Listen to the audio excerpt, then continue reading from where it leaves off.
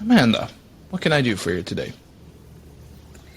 Hi, so my first question is, as a new Scrum Master, how do you figure out when the team or developers have an impediment without them explicitly stating it? Ooh, that's a good question. Is there a specific situation where you ran into the situation where you were like, well, I'm seeing something here. Well, Aren't you? I have one team that they kind of, during the daily stand-up, they were like, running through it. Everyone had no blockers. But then, like, the following day during the stand-up, they would talk about, today I'm just fixing a problem that we had yesterday, but no blockers again. Like, nobody wants to identify or state the blockers. How do I, understand what they're talking about for one to know that there might be a problem? And this is coming from a non-technical side, right? So with being a non-technical Scrum Master, how do I really help them be able to collaborate better and identify, when there's an impediment or a blocker? I'm actually in the same boat as you are because I have zero technical expertise, never had, never will. But the things that I'm trying to look at is flow and the achievement of sprint goals.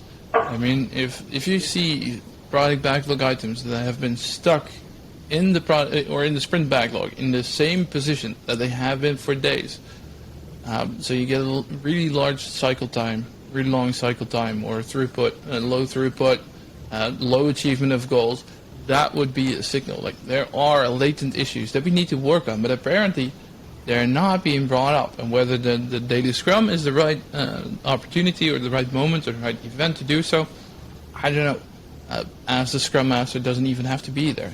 But if never anyone actually explicitly mentioned, like, this is blocking us, this is one of our impediments that we need to work with, yet you as a Scrum Master signal that there is an impediment in flow or an impediment in the achievement of those sprint goals, I would definitely make that transparent, either in the sprint retrospective or even before.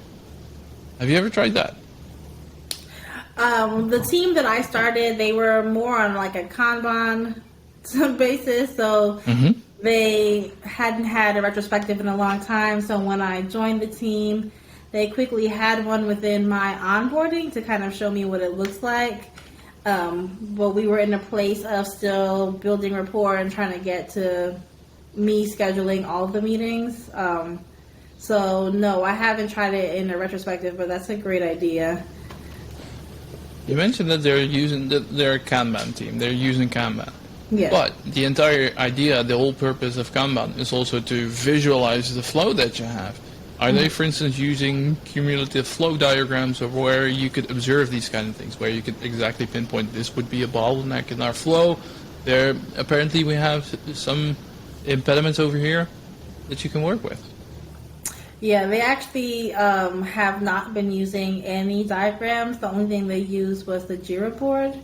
So it was really hard to even figure out what they were doing and pick up on their overall goals. Anytime I spoke to the product owner, they were kind of vague, but also they were really running the team and kind of driving forward all of the things that the team was doing. So it was really hard for me to really immerse myself with that one team in particular. Yeah. How does our Kanban board look like? What are the steps that they have?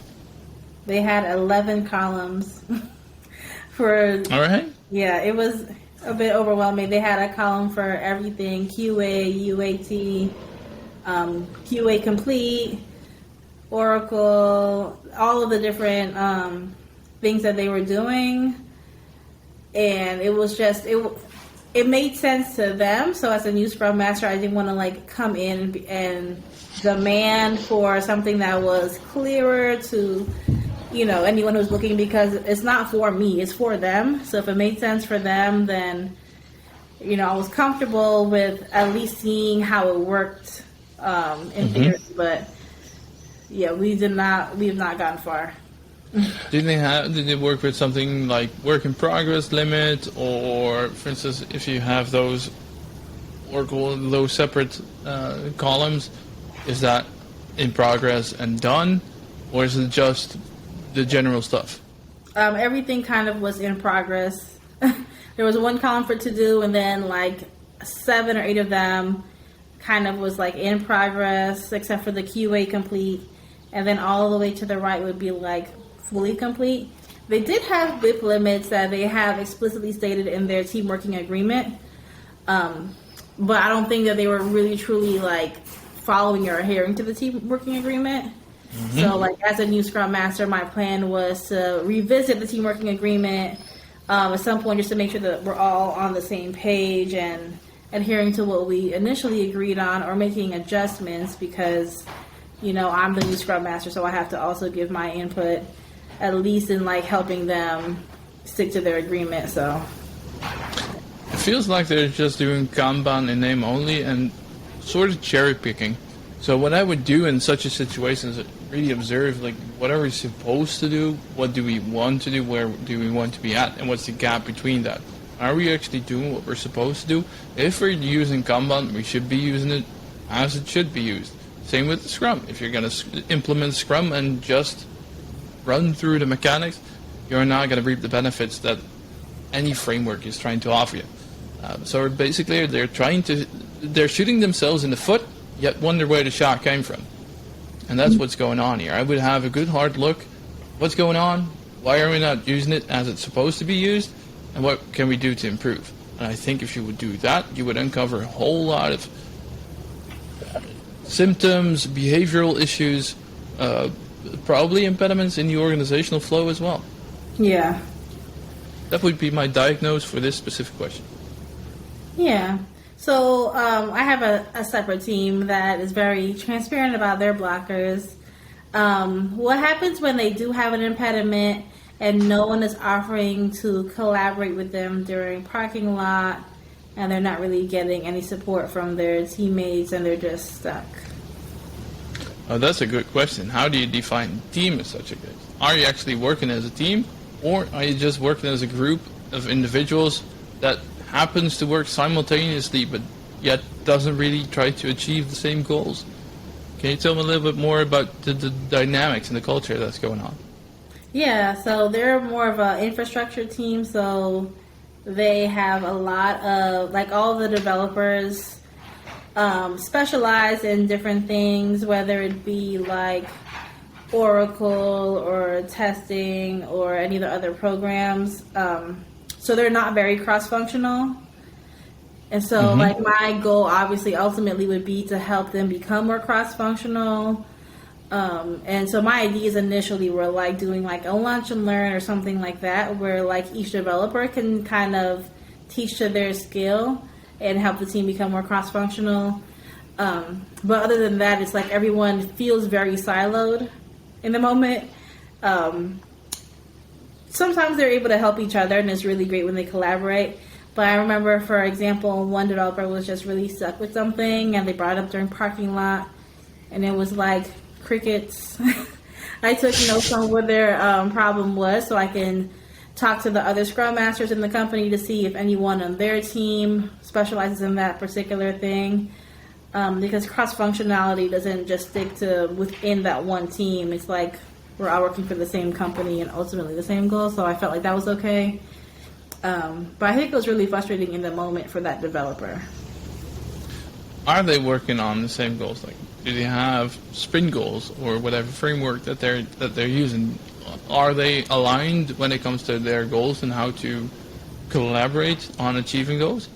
Across teams or within the same team? Within the same team, yeah. Because they're infrastructure, I feel like they all have different things that pop up continuously. It's not like they're all working towards one project or one goal. I remember like some of their tickets were like mounting a TV in the boardroom, or somebody else is working towards the system software update, and they're all in one team, so it's kind of hard. Like, they're not all working towards the same thing, but they're all working towards their own tickets and their user stories that they're working through. So, and they're working with the Scrum framework. That's what they said. That's what they hired me to be their Scrum Master. Yeah, The thing is, and that's what I see happening quite a bit, is that organizations treat Scrum as their silver bullet, their magic wand that's going to fit every single issue that might be happening. But if I hear you, for instance, activities like hanging a TV in the boardroom, it doesn't really reside in that complex domain where Scrum really thrives. So Right. whether Scrum is the actual good fit use for those things that they're trying to solve would be a good question. Don't have your organization really think that Scrum is going to solve all of their issues. Look at what the issue is that you're trying to fix and what might be the best fit for that. Scrum does not fit everything. Right, agreed. So then another question, kind of relating back to like the PO. How often do you think the PO and the Scrum Master need to meet to have like a strong relationship? Now, that's a really interesting question. I think that my first question to clarify, or to get a more good understanding, what would you define as a good relationship, a healthy relationship? I think that they just would have like a shared vision and goal for the team. They both have like an understanding at least of Agile where they're kind of helping to guide the team towards becoming more agile. I think that's where I feel like as a new Scrum Master, my number one mission with my relationship with the PO was for me to truly understand the project, understand the goal, understand what the team is working on, because I've had a learning curve with learning all the vocabulary words, right, that the company uses and just in tech in general. So I didn't want all of our conversations to be like catching me up on my learning curve. I want to learn about the team and the mission. But how often do you think it's reasonable just to meet with the PO for us to be on like one accord? I feel like in my head, in the Scrum team, the PO and the Scrum Master are the parents, the developers are the children. We're trying to protect the children from all of the things, but as my co-parent, I want us to be on the same, the same level. Of course, being outside, of course, being a podcast doctor, I work as a consultant as well. And as a consultant, I can say it depends on everything. And also in this situation, it really depends on the way that you already collaborate, the way that you are on the same page when it comes to vibe and personality and understanding. And I think it would be more useful if you would get along in general, in such a sense that you're able to work together properly. And if you get along properly, then on a business side things will flow along. I think that's my general experience. There's no single guideline, but that's the way that I usually try to do it. Make sure that you understand where you're coming from, what your personal goals are, what you're trying to achieve both with the team, with the product owner, with the organization, and then you can start defining small steps. What I usually do with my product owners is define goals, or small chunks, not necessarily goals for the team. Of course, those are important, but where do we want to go as a duo, right? You and your product owner. What are the things that we collaboratively need to improve?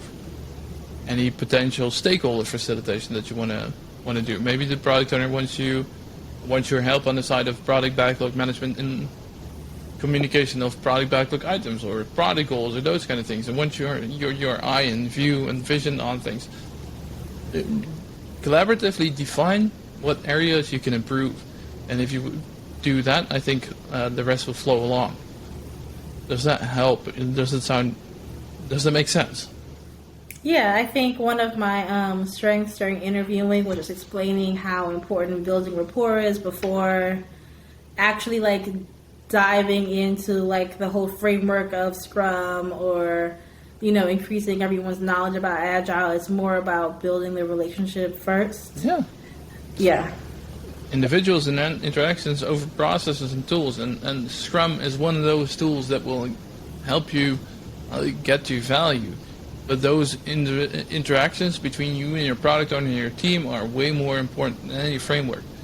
What I usually do is just have my one-on-ones and I go out for a walk, whether that's in the woods or on the street, doesn't matter. But if you go out for a walk, you're in a completely different environment. People don't feel the office pressure. And that usually helps me a lot. That's some good advice. I know with my first job, I guess I felt the pressure of learning everything quickly, because by the second week they were like, here are your teams, run all the ceremonies, and I had just changed my career 5 days before that. So I kind of felt the pressure of, okay, here's my teams, I have to start planning all of the meetings, doing a retrospective again, figuring out how to connect with everyone and do the stand-up and meet with all the developers and everything. So beware of that pitfall too. You don't, as a Scrum Master, you don't have to facilitate everything. Yeah. You can, but the team is self-managing. So basically anyone could facilitate anything. I have my developers that are facilitating sprint retrospectives or the review. I'm not even present during the daily scrums. Sprint planning, obviously, I'm there and trying to help wherever I can, but ultimately the team is self-managing. Therefore, you don't, as a Scrum Master, don't have to facilitate anything or everything. Only when requested, whenever needed. Then you can step in, but don't make yourself the secretary of the event. Okay, that's very good to remind me of. Okay, so my last question, it would be, as a new Scrum Master, especially someone transitioning, careers, how do I immediately show my value to my company? Just as somebody who's completely new into the field. Are there any signals that your organization wants you to immediately demonstrate your value from the get-go? I think them kind of giving me all the responsibility without any training or even like really onboarding made me feel like I needed to make sure that I'm showing that I'm actually running everything that I'm supposed to run efficiently. But is there anything additional that I can do other than just like the bare minimum that they've given me, which is to make sure you do your stand-ups and your refinements? Do you have kids? I do. What would happen if you would hand over a bicycle without training wheels to your kids and say, see ya, grandma, good luck? They would be on the ground crying. Exactly. So how does anyone expect you to be instantly performing without the local circumstances, local context getting used to? It takes training in that sense. It takes some getting used to the dynamics, the culture, the people. I know if you've done a complete career switch, you've been doing something different before, you can't expect someone to instantly perform on top level. You can run stuff, you can try to facilitate some things. But even I've been doing this for about 8 to 10 years now, the first things that, at least for the first month that I'm doing, is just observing. I'm not doing anything. I'm just observing, writing down some notes, and wherever applicable, I try to guide some things, but I never run things, I never facilitate anything yet, unless they specifically require me to, with the right arguments. Other than that, I would just sit back, see what the dynamics are, see what kind of issues you see, and try to build your backlog a little bit of a Scrum Master where you can start to improve stuff. It's really one of those organizational unicorns to expect people to instantly perform. Yeah. It's a tough thing. What does that do with you mentally? The first week when, so I got hired on a Monday, they told me by Thursday that next week, it's all you, go forth and be great. I was very, very stressed. I think I was stressed all week because there was no plan for onboarding. It was just observe 4 meetings a day, and then the rest of the time it's like up to you. So there were like levels of stress that I was, working through. by the time I was running my meetings, I kind of was focusing more on the team building aspect. So when I started doing icebreakers with the teams, and one of them just thought I was hilarious. So I was getting energized and I was really having fun. But then I think it was like, okay, well, here goes our first refinement. I have to know how to do the planning poker with this website. It was kind of like cycling levels of like fun and joy and then stress and what am I doing? This doesn't make sense. So it's been a roller coaster. Do you feel open enough to mention these kind of things in your organization as well? So, hey, listen, I just started this stuff. I really want to be good at this, but I don't know everything yet. I need some help here. Yeah, I think that first week on Thursday when they told me I was going to have my own teams, I started demanding from my manager that we had some time at some point to sit down and speak because we also have not spoken the whole week. So I know that the company was super busy with like something that they were launching. It was last Friday they launched it. So everyone's been really busy and like the building's on fire type of thing. But by Thursday I was like, we gotta sit down and just, establish just baseline. What are your expectations of me? I asked them for a 30, 60, 90-day plan because I just wanted to know what are your goals for me by certain time stamps, just so that I can kind of pace myself better and not panic about being like a master proficient Scrum Master by Monday, which was not reasonable. So, I've been vocal enough that I need at least us to have a meeting, at least talk to me. So that's pretty much as far as it's gone. Like we are now meeting every Friday, but it's more of a check-in instead of actual training or coaching. What do you expect of yourself as the Scrum Master? I just expect my team to be thriving and for everyone to be cross-functional and self-managing by tomorrow. And that's all been put on you. Put yourself in this position. At least you put this pressure on yourself. Right? Yeah. What would happen if Superman would not be there anymore to protect the Earth? I mean, I guess the Earth will crumble or it'll be fine. I don't know. Exactly. Putting this weight on yourself as a Scrum Master, you're building yourself to become the Superman of the organization. It's in that sense I would recommend to focus on the self-management and the self-sustainability of the team and the ability as soon as you're not there, or sometimes you're sick or you're away or different meeting, I don't care. If you're not there, that they're able to facilitate their own events, that they don't look at you for everything. And I think putting all that pressure of the success of the team just on your shoulders is setting yourself up for failure. It's really hard. Mm-hmm. And it's kind of like if you want a plant to grow, you can try to shout at the plant, but that's not going to work. A plant needs the right environment, the right type of light, the right soil, the right pH value in the soil. It needs water. So the entire surroundings need to be in the right position in order to for the plant to grow. A Scrum team is no different. It needs the right environment, and you alone are not the environment. It needs the right support from all the angles.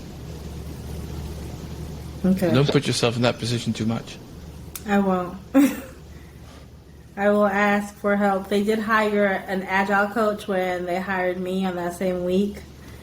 So the Agile Coach has been focusing more on like proficiency with Jira and cleaning up the Confluence page. But I've had a list of things that I wanted her to go over with me and with the teams, just to kind of help with my understanding and how to guide the teams, how they need to be guided.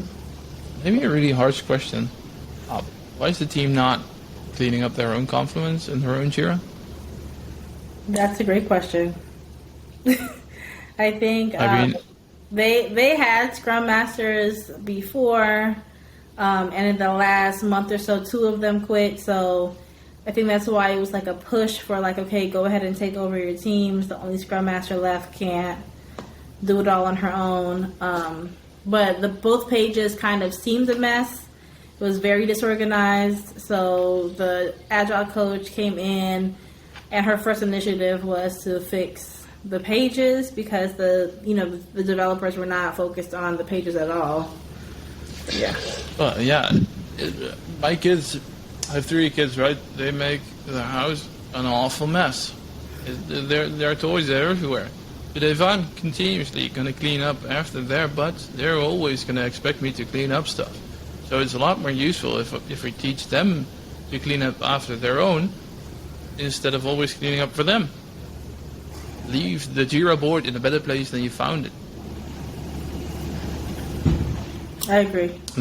That's really for them. And do you think that your predecessors have created such an environment where the expectation is that you as a Scrum Master are supposed to clean up the Jira board and do those kind of things? No. Hopefully not. Mm-mm. Let's not expect you to do the similar thing. Any other questions that I can help you with? No, I think that's all I have for now.